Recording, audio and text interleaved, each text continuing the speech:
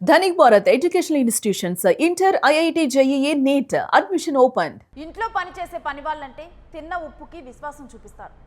కానీ తిన్న ఉప్పుకి విషం కక్కాడు ఓ పనివాడు. దేశ రాజధాని ఢిల్లీలో ఒక దారుణ ఘటన జరిగింది. సీనియర్ ఐఆర్ఎస్ అధికారి ఇంట్లో అక్కడ తన కుమార్తె మీద అత్యాచారం చేసి ఫోన్ ఛార్జర్ కేబుల్తో గొంతు నులిమి చంపాడు నిందితుడు. ఈస్ట్ ఆఫ్ కైలాస్ ప్రాంతంలో ఈ ఘటన జరిగింది. బాధితురాలు 22 ఏళ్ల ఐఐటి ఢిల్లీ గ్రాడ్యుయేట్గా తెలుస్తోంది. సివిల్ సర్వీసెస్ పరీక్షలకు తాను సిద్ధమవుతూ ఉంది. అయితే నిందితుడిని 19 ఏళ్ల మాజీ పనివాడు రాహుల్గా గుర్తించారు. యువతి ఇంట్లో ఒంటరిగా ఉన్న సమయంలోనే అటాక్ చేసినట్లుగా గుర్తించారు పోలీసులు. ఇక రాహుల్ వద్ద డూప్లికేట్ తాళం చెవి ఉంది. దాంతోనే ఇంట్లోకి ప్రవేశించాడు. అత్యాచారం అనంతరం ఇంట్లో దోపిడీకి పాల్పడ్డాడు నిందితుడు. ఇక రాహుల్ గురించి చెప్పాలంటే ఈ ఘటన జరగటానికి ముందర తనని ఇంట్లో పనివాడిగా ఉన్నాడు గతంలో. అయితే ఒక నెల క్రితం రాహుల్ని ఇంట్లో పనివాడి బాధ్యతల నుంచి తొలగించారు. ఆ తర్వాత తను వేరే ప్రదేశానికి వెళ్ళి ఉంటూ అక్కడ ఒక యువతిని అత్యాచారం చేసి మరలా ఢిల్లీ వచ్చాడు. ఢిల్లీ వచ్చి ముందలే ప్లాన్ చేసుకొని ఈ విధంగా కూడా గతంలో పనిచేసినటువంటి ఇంటికి వచ్చి అక్కడ ఉన్నటువంటి తాళం చెవి డూప్లికేట్ తాళం చెవి ఒకటి తెచ్చుకొని ఆ తాళాన్ని ఓపెన్ చేసి అందులో ఉన్నటువంటి ఐఆర్ఎస్ కూతురు, ఆమె ఢిల్లీలో ఐఐటి కంప్లీట్ చేసింది. ఐఐటిలో ఆమె గ్రాడ్యుయేషన్ కంప్లీట్ చేసింది. ఇప్పుడు సివిల్స్ కోసం ప్రిపేర్ అవుతుంది. ఎంతో భవిష్యత్తు ఉన్నటువంటి యువతి, 22 ఏళ్ళ ఆమె మీద అత్యాచారానికి పాల్పడి అక్కడే ఉన్నటువంటి కేబుల్ ఛార్జర్తో హత్య చేశాడు ఈ దుండగుడు. ఇంతకన్నా కానీ దారుణమైన ఘటనలు ఉంటాయా? ఇంట్లో పని ఇచ్చి ఇంట్లో ఆహారం పెట్టి తనకు బతుకు చెరువు చూపించినటువంటి వారిని ఈ విధంగా వాళ్ళ కూతుర్ని చంపి ఆ తల్లిదండ్రులకి తీరని శోకాన్ని మిగిల్చాడు. ఇక తరువాత చంపిన తరువాత మృతురాలి వేలుతోనే సేఫ్గా లాకర్ తెరిచేందుకు కూడా ప్రయత్నం చేశాడు. ఒక పక్కా ప్లాన్తో అక్కడికి వచ్చాడు. సీసీటీవీ ఫుటేజ్ ఆధారంగా ఎవరు అన్న విషయం తెలిసిపోయింది. రాహులే ఈ హత్య చేశాడని కూడా హంతకుడని దొరికిపోయింది. ఇక నెల క్రితమే నిందితుడిని పనిలో నుంచి తీసేసినట్లుగా కుటుంబ సభ్యులు చెప్పారు. అయితే ఈ ఘాతుకం చేయడానికి ఆన్లైన్ గేమింగ్ వ్యసనమే కారణంగా చెప్తున్నారు. అప్పుల వల్లే ఘాతుకానికి పాల్పడినట్లుగా వెల్లడిస్తూ ఉన్నారు. నిందితుడిపై గతంలో కూడా లైంగిక వేధింపుల కేసులు ఉన్నట్లుగా వెలుగులోకి వచ్చింది. ద్వారకాలోని ఓ హోటల్లో ఈ నిందితుడిని ఇప్పుడు పోలీసులు అదుపులోకి తీసుకోవడం జరిగింది. దీనికి సంబంధించినటువంటి డీటెయిల్స్ మా ప్రతినిధి వెంకట్ని అడిగి తెలుసుకుందాం. వెంకట్, ఢిల్లీలో జరిగినటువంటి ఈ దారుణమైన ఘటన ఒక్కసారి ఉలిక్కిపాటుకు గురి చేసింది. ఎందుకంటే రాహుల్ 18 గంటల్లోనే 2 యువతులను కూడా తాను లొంగ తీసుకున్నాడు, అత్యాచారం చేశాడు. దాంట్లో ఒక యువతిని హత్య చేశాడు. దీనికి సంబంధించి అంటే ఈ ఘటనకు సంబంధించి సాధారణంగా మనం ఈ మధ్య కాలంలో పనికి అంటే ఉపాధి లేని వాళ్ళకి, గాలికి తిరుగుతున్న వాళ్ళకి చాలా మంది అవకాశాలు కల్పించడం, ఇంట్లో పని వాళ్ళుగా పెట్టుకోవడం, కేర్ టేకర్లుగా పెట్టుకోవడం, ఇవన్నీ కూడా జరుగుతూ వచ్చాయి. ఇటీవల విజయవాడలో కూడా 4-5 నెలల క్రితం కూడా ఇదే తరహా ఘటన జరిగినటువంటి పరిస్థితి. ఒక వృద్ధుడిని కూడా ఇలాగే, ఒక గవర్నమెంట్ ఉద్యోగిని ఇలాగే ఒక మహిళ చంపేసినటువంటి పరిస్థితి ఉంది. ఇక అలాగే ఇప్పుడు అదే తరహాలో తాజాగా మరో ఘటన జరిగింది. ఢిల్లీలోని ఈస్ట్ కైలాష్ హిల్స్ ప్రాంతంలో సీనియర్ ఐఆర్ఎస్ అధికారి కుమార్తెపై జరిగినటువంటి ఘటనకు సంబంధించి దేశ రాజధాని ఒక్కసారిగా ఉలిక్కిపడినటువంటి పరిస్థితి. 22 ఏళ్ల ఐఐటి గ్రాడ్యుయేట్ ఎవరైతే ఉన్నారో బాధితురాలు, ఆమె ప్రస్తుతం సివిల్స్ కు ప్రిపేర్ అవుతుంది. అయితే ఇతను దాదాపుగా ఈ నెల క్రితమే వాళ్ళ ఇంట్లో పనికి మానేశాడు అనేది కూడా అక్కడ జాతీయ మీడియా చెప్తున్నటువంటి కథనాల ప్రకారం మనకు తెలుస్తుంది. రాజస్థాన్ లోని ఆల్వార్ కు చెందినటువంటి 19 ఏళ్ల రాహుల్ మీనా గతంలో బాధితురాలు ఇంట్లో సుమారు 8 నెలల పాటు పని మనిషిగా కూడా పనిచేశాడు అనేది తెలుస్తున్నటువంటి విషయం.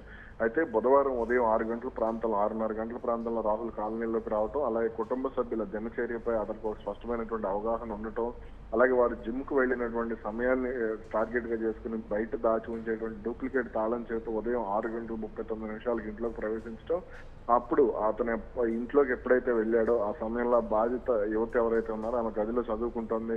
ఇక రాహుల్ ఆమెపై ఇనుపరాడుతో దాడి చేసి లైంగిక వేధింపులకు గురి చేయడం, ఆ తర్వాత మొబైల్ ఫోన్ ఛార్జర్ కేబుల్తో ఆమెను హత్య చేయడం జరిగింది. అలాగే హత్య అనంతరం ఇంట్లోని సేఫ్ లాకర్ ను మృతురాలు వేలిముద్రతో తెరిచేందుకు కూడా ప్రయత్నించి కొంత ఫెయిల్ అయినట్టుగా కూడా మనకు సమాచారం అందుతోంది. ఇక చివరకు 2.5 లక్షల నగదును దొంగలించి బట్టలు మార్చుకుని అక్కడి నుంచి ఉదయం 7:20 పరారైపోయాడు అనేది అక్కడ ఢిల్లీ పోలీసులు తెలిపినటువంటి కథనం. అయితే ఆ తర్వాత దీనికి సంబంధించి విచారణ వేగవంతం చేసినటువంటి ఢిల్లీ పోలీసులు సీసీ ఫుటేజ్ లో రాహుల్ పసుపు రంగు షర్టుతో లోపలికి వెళ్లి తెలుపు రంగు ప్యాంటు, బ్యాగ్ తో బయటికి రావడం స్పష్టంగా రికార్డ్ అయింది.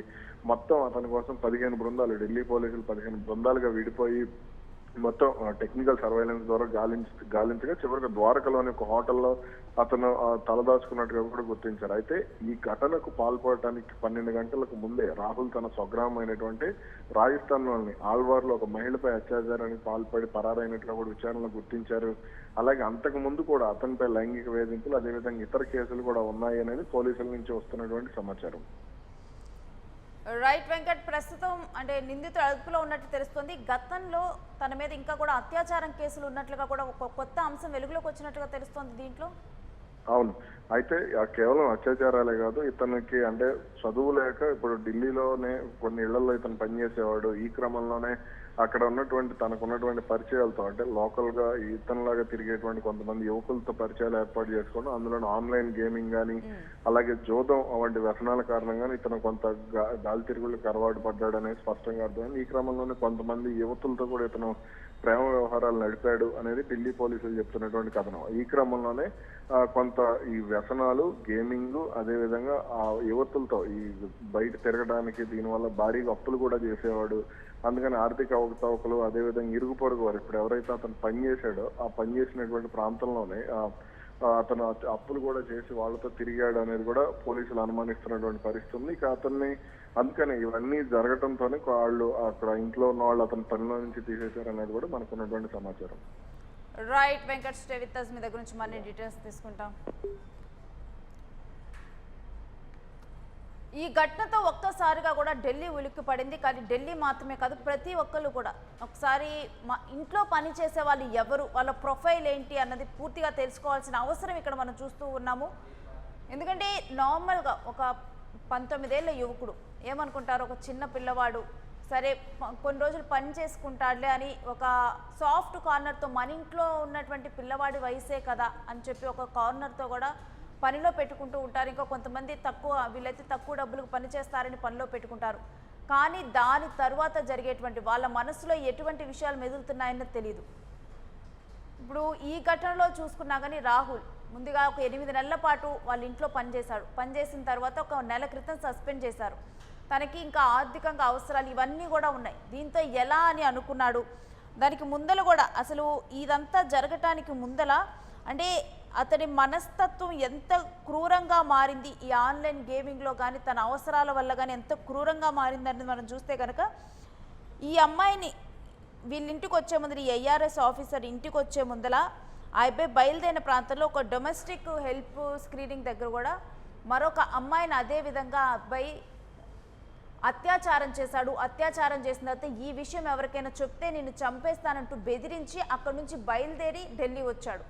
ఢిల్లీ వచ్చిన తర్వాత మరలా కూడా మరో ఘాతుకానికి పాల్పడి దొంగతనం చేయడానికి ఆ ఇంట్లోకి వెళ్ళి అక్కడే ఐఏఎస్ కోసం ప్రిపేర్ అవుతున్నటువంటి అమ్మాయి మీద అత్యాచారానికి పాల్పడి అత్యంత ఘాతుకంగా ఎంతో భవిష్యత్తు ఉన్నటువంటి అమ్మాయిని అత్యంత ఘాతుకంగా చంపేశాడు. వాళ్ళ తల్లిదండ్రులు జిమ్కి వెళ్ళే టైము అని తెలుసుకొని అంటే తనకు అంతకుముందు పనిచేశారు కాబట్టి ఏ టైంకి వీళ్ళు ఎక్కడుంటారన్నది తనకు తెలుసు. దీంతో ఒక పక్కా ప్రణాళికతో ఆ ఇంట్లోకి ప్రవేశించాడు. అందుకని చెప్పి ఇంట్లో ఉన్నటువంటి పని వాళ్ళ విషయంలో కానీ ఇంటికి వచ్చి వెళ్ళే వాళ్ళ విషయంలో కానీ చుట్టూ ఉన్నటువంటి వాళ్ళ విషయంలో కానీ చాలా జాగ్రత్తగా ఉండాల్సినటువంటి పరిస్థితులు మనం ఇప్పుడు ప్రస్తుత సమాజంలో చూస్తున్నాం.